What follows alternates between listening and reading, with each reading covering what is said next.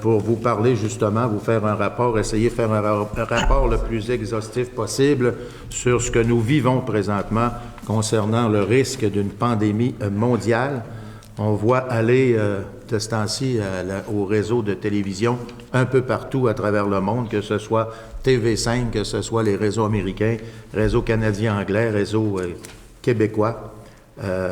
Il y a des problématiques majeures concernant un virus où présentement nous ne connaissons pas les outils pour le combattre. C'est-à-dire que nous n'avons pas de médicaments pour le combattre et nous n'avons pas non plus de vaccins pour pouvoir inoculer les personnes, pour les protéger contre ce virus qui est quand même important. C'est un virus qui est difficile.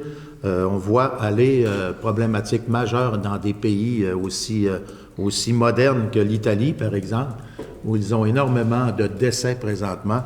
Il y a eu des pertes de contrôle dans plusieurs pays à travers le monde pour avoir, je dirais, peut-être été un peu nonchalant sur la prévention concernant ce virus. Nous avons, je dirais, chance ou malchance, mais nous avons la chance, nous, d'avoir vu aller à l'extérieur du monde, surtout à l'extérieur de l'Amérique, une progression exponentielle de cette problématique-là, qui fait en sorte que l'alerte a été sonnée, je vous dirais, d'une manière importante à travers le Québec, entre autres. Je reconnais l'excellent travail du gouvernement du Québec qui a pris le taureau par les cornes, pour dire, parce que, justement, la problématique ici, elle est beaucoup moindre dans le sens que nous pouvons, si nous intervenons comme société, être capables de réduire au maximum la montée de cette étendue de ce virus. Parce que, selon les savants, les personnes qui sont reconnaissants et connaisseurs du domaine, il y a toujours un pic à atteindre, c'est-à-dire une courbe extrêmement pointue dans d'autres pays. C'est ce qui s'est passé. Alors nous, ici, nous essayons justement d'aplanir cette courbe en essayant le plus possible de se protéger. Alors, ce qui est important pour la population d'Alma, puis je dirais même de Lac-Saint-Jean-Est, parce qu'on travaille en collaboration avec la MRC Lac-Saint-Jean-Est. Aujourd'hui, nous avons regroupé équipe Alma-Lac-Saint-Jean qui englobe autour de la table là, tous ceux, les décideurs que nous avons ici dans la région, pour pouvoir synchroniser toutes nos interventions, puis pouvoir avoir un résultat le plus probant, puis je vous dirais le plus pointu possible vis-à-vis les activités que nous devons faire et les activités que nous ne devons pas faire comme société. Présentement, nous demandons à la population d'être partenaire dans ce combat que nous devons mener contre ce virus. C'est-à-dire que la solution, à mon point de vue et au point de vue de beaucoup d'experts, passe par la latitude que les gens auront et que les gens doivent avoir vis-à-vis ce virus. Vous savez, des virus, ça se propage, mais ça se propage de beaucoup de manières, mais celui-là, entre autres, se propage au contact, aux gouttelettes qu'on peut avoir dans notre respiration, aux éternuements. Alors, l'important, c'est d'éviter le regroupement de la population, c'est d'éviter que nous soyons trop près, trop en contact les uns vis-à-vis les autres, le temps que ce virus-là puisse être résorbé pour ceux qui l'auraient, par exemple.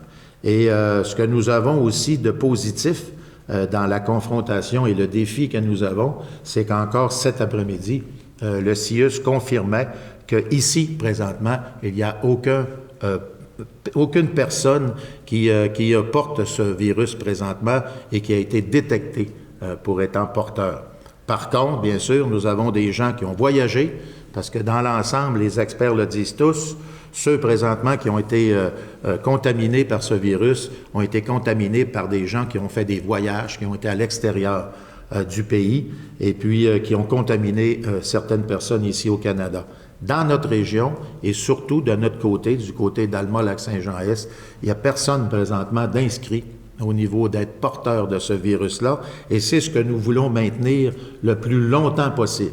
On ne dit pas qu'on maintiendra le zéro jusqu'à la toute fin de l'aventure parce que ça serait extrêmement, je dirais, chanceux de le réussir, mais d'essayer le plus possible d'avoir le moins de contamination. Et pour ce faire, on se doit de s'éloigner les uns des autres, prendre un temps de recul, comme j'ai déjà dit en intervention au niveau des médias, profiter de cette situation-là pour repenser notre vie, faire un peu de philosophie derrière ça.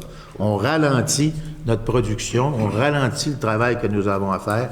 Nous devons aller plutôt vers des services essentiels et laisser le temps de faire son travail comme tel vis-à-vis la contamination. Alors, à Ville-d'Alma, depuis jeudi passé, je vous dirais, on n'a pas tellement chômé, la direction générale, ainsi que moi comme maire, mais aussi le conseil qui est derrière tout ça. Alors, on a quand même fait beaucoup d'interventions vis-à-vis les obligations du gouvernement du Québec qui nous ont donné des directives, je dirais, assez sévères, mais il reste une chose, c'est peut-être possible qu'elles deviennent encore plus sévères. Alors, c'est à nous, entre autres, de faire le travail qu'on nous demande de faire afin d'éviter que ça devienne plus sévère. Alors, pour ce faire, on a fait plein d'interventions au niveau de la Ville. Je vais vous en énumérer plusieurs. Et je vous dirais qu'en bout de ligne, il va sûrement y avoir des questions concernant ces dispositions-là. Vous allez avoir un numéro de téléphone, vous allez avoir aussi une page Facebook et un site Internet pour pouvoir poser vos questions et pouvoir avoir des réponses qui sont, je vous dirais, pas seulement légitimes, mais des réponses qui vont être concrètes et qui vont surtout vous rassurer. Alors, au cas actuel, de la situation préoccupante, l'équipe s'est mobilisée. On peut parler présentement de services essentiels de base. Nous avons la direction générale qui est ici à ma droite, M. Duchesne, qui est en charge de tout le personnel de la Ville et le personnel qui est en train de mettre en place des services essentiels pour la Ville. Et nous avons aussi M. Simon Nicole, qui n'est pas avec nous ce soir, mais qui est capitaine au service des incendies et qui, lui, s'occupe de la sécurité civile et qui est en fonction aussi des services que nous allons donner parallèlement aux obligations et surtout aux interdictions que la Ville d'Alma va demander à ses concitoyens. Pour le moment, les infrastructures culturelles, sportives, communautaires sont fermées jusqu'au 29 mars. On parle de 14 jours pour le moment. Ça comprend le Centre Mario-Tremblay, le Centre multisport, la bibliothèque municipale, le centre de ski, les patinoires, etc.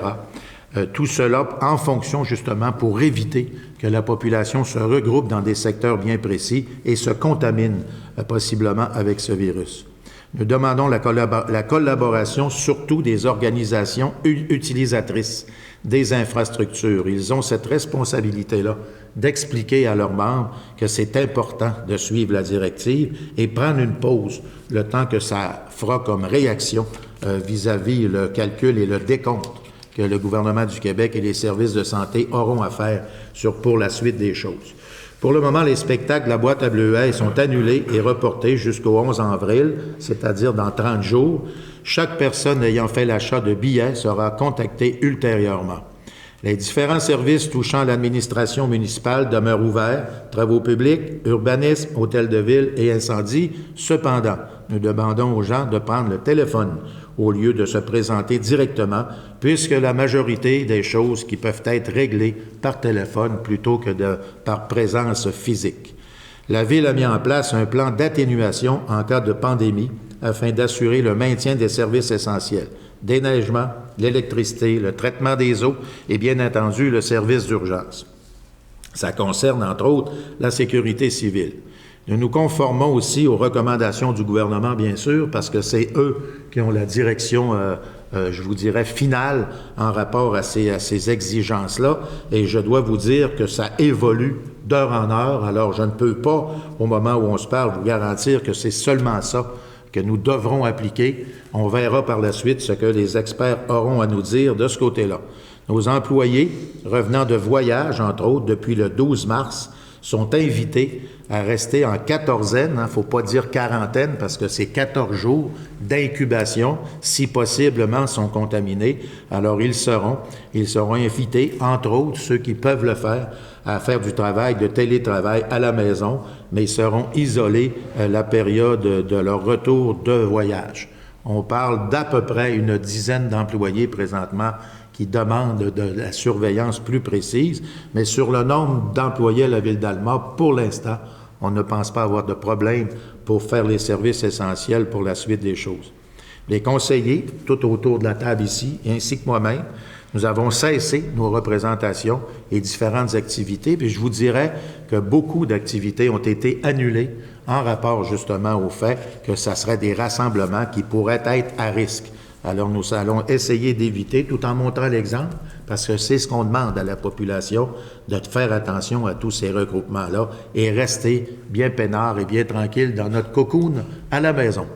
Alors, nous avons pris la décision de tenir la séance du Conseil à huis clos, ce que vous voyez ce soir.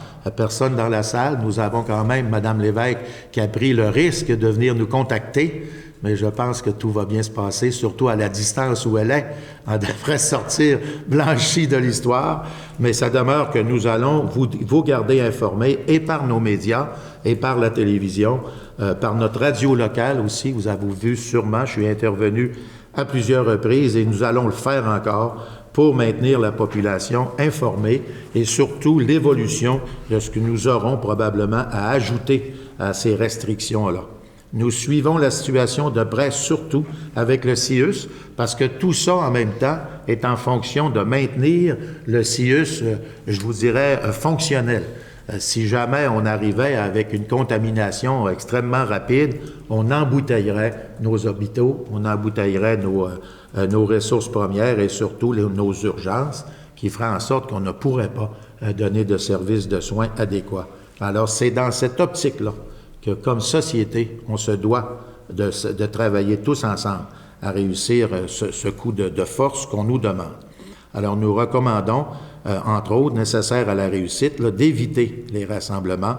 Les personnes de 70 ans et plus, on leur demande sur une base volontaire de s'isoler le plus possible, d'être le moins possible en contact. Semble-t-il que le virus est plus difficile pour les personnes âgées que pour les personnes en plus bas âge. Alors, évitez de sortir de la maison le plus possible. Aussi, on fait des sorties, de prendre des sorties qui sont en solitaire, je vous dirais, des petites marches de rue de quartier qui fait quand même prendre l'air et être capable de se protéger, toujours en fonction de ce virus-là. Ne pas faire d'achat de ressources dont on n'a pas besoin pour l'instant. Vous avez vu certaines tablettes qui ont été vidées complètement de papier de toilette. La question se pose encore, pourquoi seulement le papier de toilette? Mais il reste un fait, c'est qu'il y a comme une panique qui s'est emparée de quelques gens. Et puis, quelque part, c'est inutile. Encore cet après-midi, on avait du témoignage de l'Association de camionneurs au Québec qui confirme bien que nous allons continuer à alimenter les commerces pour les fournitures de la population. Alors, évitez de vider inutilement les tablettes et, bien sûr, les tablettes dans nos épiceries, mais aussi permettre d'en laisser pour les autres aussi, de partager quelque peu.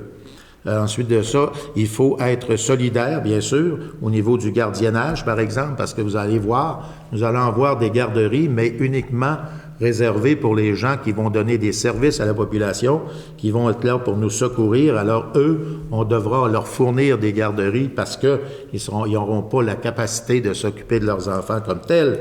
Mais pour les autres, eh bien, il va y avoir un effort à fournir, c'est-à-dire de garder vos enfants le plus possible à la maison, parce que là aussi, c'est un milieu de contagion important.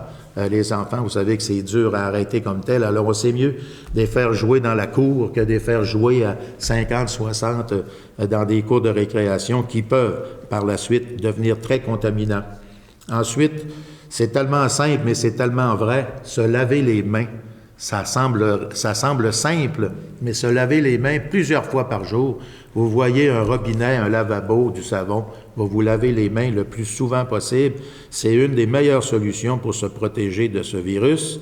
Et bien sûr, il y a toujours la référence pour le coronavirus, qui est le numéro de téléphone, et vous avez dû le voir dans à peu près tout ce qu'il y a de médias et à la télévision, qui c'est le 1-877, le 644-45-45. Je reprends, le 1-877-644-4545. Tous ceux qui ont des questions plus pointues vis-à-vis la problématique de ce virus peuvent appeler à ce numéro-là. Et il y aura aussi un centre de dépistage, ici même à Alma, à partir de mercredi, qui semble-t-il, selon ce qu'on nous en a dit au niveau des CIUS, qui va être terriblement efficace pour être rapide sur le dépistage de personnes qui se sentent contaminées ou qui ont des problèmes ou des malaises vis-à-vis, je vous dirais, ce sont des des manières d'être, je vous dirais des symptômes, c'est le mot que je cherchais. Ce sont des symptômes qui ressemblent beaucoup à ceux de la grippe, mais qu'en bout de ligne, lorsque ce virus-là se manifeste, c'est beaucoup plus violent que la grippe. Je vais terminer, M. Larouche. C'est juste pour l'adresse du centre de dépistage, une fois qu'on voulait l'ajouter en information. Pardon? L'adresse du centre de dépistage, ça Oui, mais je vais vous laisser intervenir par la suite. Parfait. Je vais vous laisser la parole. Je veux terminer mon document avant et par la suite, vous pourrez prendre la parole. Alors, au niveau de la population, c'est chaque petit geste qui va être exigé et demandé à la population. Les employés de la Ville sont mobilisés et en action. Nous allons donner les services tout au long de cette campagne de restriction et les employés ouvrant dans le secteur de la santé devront être soutenus par tout et chacun, c'est-à-dire ne pas abuser inutilement des services de santé afin de permettre à ceux qui sont vraiment touchés par ce virus ou qui seront touchés de leur laisser toute la place nécessaire. On va avoir de l'information qui va se diffuser à tous les jours sur la page Facebook de la Ville, aussi sur notre réseau Internet. Et nous avons toujours le téléphone à la Ville d'Alma qui est le 418-669-5000 et vous serez répondu en tout temps. Ceci étant dit, je vais passer la parole à M. Larouche. Donc, pour revenir sur ce que vous dites, M. le maire, par rapport aux cliniques de dépistage, là, donc pour à Alma, ça sera dans le bâtiment du CRDI à Alma, donc le 400 boulevard Champlain. Donc, c'est seulement l'information que je voulais ajouter pour nos concitoyens là, qui pourraient peut-être se poser la question puis qui ne seraient pas en mesure de trouver l'information. Donc, au 400 boulevard Champlain, dans le bâtiment du CRDI Alma. C'est bien certain que le CIUS va nous diffuser ça à grande pompe à partir de demain matin sans faute. On ne devrait pas le manquer. D'autres interventions d'entre vous? Est-ce que vous avez des questions posées? Oui, M. Carrier. Moi, j'ai quelques questions là, qui me viennent de la population par rapport à nos centres sportifs. On est en analyse pour voir comment on va pouvoir remettre l'équipement aux gens qui ont des équipements dans ces centres-là. Donc, je leur demande d'être patients et de regarder nos différents sites Internet. Puis, on va donner l'information là, dans les prochains jours. Oui, parce qu'il va y avoir de la récupération qui va être faite et on n'empêchera pas la récupération. Mais bien sûr, il va s'agir de le faire à petites gouttes et non pas arriver une cavalerie complète pour aller chercher nos équipements, que ce soit dans des casiers ou dans des petits garde-robes. Oui, Mme Beaumont. En fait, juste un rappel à la population que s'ils avaient à se déplacer, notre service de taxibus demeure en fonction. Oui. Alors, ils peuvent l'utiliser là, tel qu'ils l'utilisent régulièrement. Alors, pour le moment, là, tout est en fonction là, à la Ville d'Alma de ce côté-là. Mais ceux qui se rendent certains symptômes, par exemple, de ne pas prendre le taxibus, c'est bien important. Tout va se passer dans la réaction des gens qui auront à se sentir. C'est important de savoir comment est-ce qu'on se sent. Mais même à ça, semble-t-il qu'au début, la contamination ne laisse pas paraître de symptômes. C'est avec le temps, là, les fameux 14 jours, la quatorzaine. Alors, c'est important de prendre de la distance, comme Mme Beaumont fait avec Mme Villeneuve. Vous voyez, il y a une distance protectrice et c'est dans ce sens-là qu'il faut aller dans les jours qui viennent. Et je vous dirais, parce que M. le directeur général pourra vous le dire, ça évolue constamment. Depuis jeudi passé, je peux vous dire qu'il y a des choses qui ont énormément changé. On disait certaines choses le vendredi qui n'étaient plus bonnes le samedi. Alors, nous allons continuer à évoluer dans les obligations que le gouvernement du Québec nous demande, mais en même temps, nous allons continuer à vous informer et surtout à vous encourager. Je vais citer la phrase qui avait été citée dans les années 60. 1961, la phrase de M. Kennedy, pas longtemps avant de se faire assassiner, le pauvre, mais c'était tellement d'actualité. Hein? Aujourd'hui, ce qu'on demande à la population, ne demandez pas qu'est-ce que l'État peut pour vous. Demandez qu'est-ce que vous pouvez pour l'État. Présentement, on vous demande, la population, de nous aider à passer au travers de cette pandémie qui pend à nos lèvres et à notre nez, parce que c'est juste à côté de chez nous, là. Alors, on a la capacité de prendre des gestes aujourd'hui beaucoup plus faciles que si jamais nous étions envahis et nous avions une épidémie très difficile à combattre. Alors, c'est tout ce que j'avais à vous dire aujourd'hui, mais soyez assurés qu'on va vous tenir au courant régulièrement aussi avec la radio locale le matin. Nous passons régulièrement là, pour donner des nouvelles directives, tout en suivant ce qui se fait au niveau du Québec et maintenant, je dirais, au niveau du Canada, parce que M. Trudeau en a ajouté aujourd'hui et je pense que c'était grand temps qu'on en ajoute. Alors, ceci étant dit, je vous remercie beaucoup de votre écoute et nous allons revenir encore une fois au niveau des assemblées publiques du Conseil à huis clos comme nous faisons présentement. Et c'est même possible qu'on le fasse aussi au niveau virtuel. On verra bien où c'est qu'on est rendu au niveau technologique ici même à Alma. Bonne fin de soirée à vous tous, mesdames et messieurs, puis soyez prudents, soyez bien attentifs et protégeons-nous tous ensemble. Merci.